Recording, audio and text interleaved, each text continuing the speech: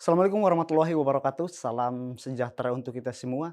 Senang pada kesempatan ini saya, Epimanu, mahasiswa PJJ Komunikasi Universitas Cyber Asia, akan mempresentasikan beberapa hal yang berkaitan dengan hal-hal yang harus diperhatikan dalam public speaking dan juga presentasi. Dalam sebuah praktek public speaking atau presentasi, ada beberapa hal yang penting yang perlu untuk kita perhatikan. Nah, hal inilah yang harus menentukan apakah public speaking kamu berhasil atau tidak. Dalam komunikasi, kita mengenal istilah-istilah aspek-aspek komunikasi. Dan juga kita sudah mempelajari dalam materi-materi kita yang lalu tentang apa itu komunikasi dan beragam aspek-aspek komunikasi yang sudah kita pelajari. Aspek komunikasi adalah kemampuan seseorang untuk saling memahami saat memberi dan menerima informasi.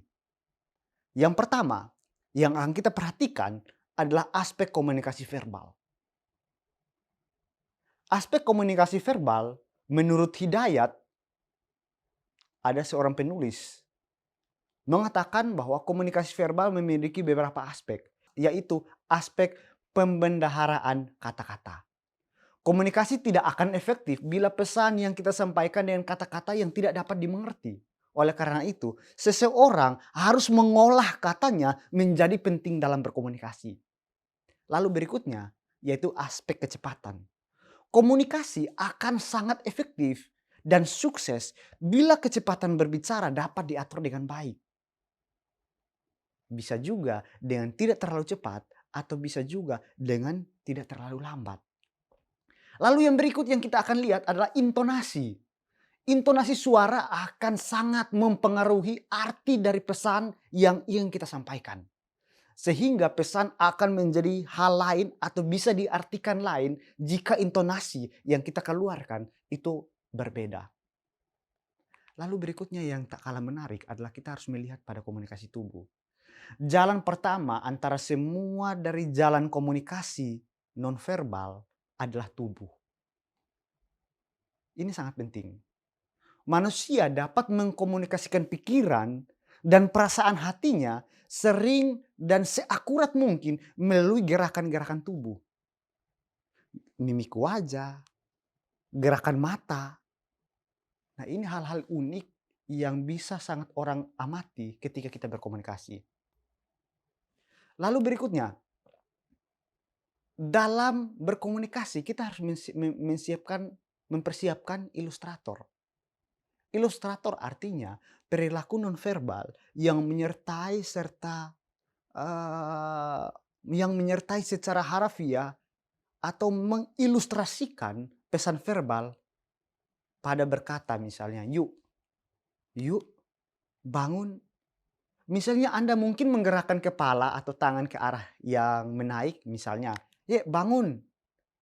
Nah ini juga sangat penting. Lalu yang berikutnya adalah regulator.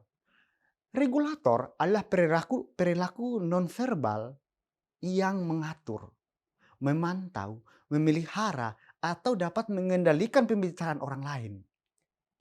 Oke, yang berikutnya, kita akan membahas satu hal yang menarik juga, yaitu tentang aspek artikulasi dan intonasi suara. Dalam aspek ini ada beberapa hal yang perlu dan penting untuk kita perhatikan, yaitu intonasi atau nada bicara. Sempat saya singgung tadi tentang intonasi nada bicara, dan kali ini kita akan melihat lebih dalam tentang aspek artikulasi dan intonasi nada suara. Intonasi merupakan tinggi rendahnya nada suara, irama berbicara, atau lantunan nada. Nah teman-teman, pada public speaking, intonasi suara ini sangat baik dan sangat-sangat diperlukan. Penggunaan intonasi yang cenderung monoton juga dapat membuat audiens atau pendengar merasa bosan. Makanya sangat penting intonasi ini. Lalu berikutnya adalah artikulasi. Artikulasi adalah teknik penyebutan suatu kalimat berdasarkan suku kata dan konsonan yang benar atau penjelasan yang lebih singkat adalah kejelasan dalam mengucapkan kata-kata. Ini juga sangat penting. Artikulasi juga sangat penting untuk kita lakukan ketika kita melakukan public speaking. Lalu ada satu aspek yang tak kalah menarik adalah aspek mengenai audiens. Hal ini sangatlah penting untuk diketahui kepada siapa kita sedang bicara. Ada beberapa hal yang perlu untuk kita perhatikan, yaitu yang pertama, melakukan analisis pribadi. Langkah dari ini, langkah dalam melakukan analisis pribadi ini, awalnya adalah kita harus menganalisis audiens kita. Langkah ini adalah titik awal untuk analisis audiens Anda. Anda dapat memperkirakan sendiri tentang audiens Anda. Nah, teman-teman, di sini kita dapat memulainya dengan melihat kegiatan kita apa ketika kita melakukan presentasi.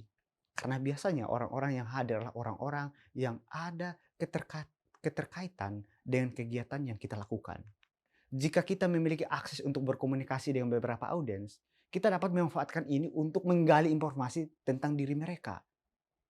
Ya, mungkin tidak harus semua audiens yang ada saat itu kita wawancara semua, tapi cukup kita memilih satu atau dua atau tiga audiens kita untuk bagaimana kita mewawancarai mereka, untuk menggali informasi.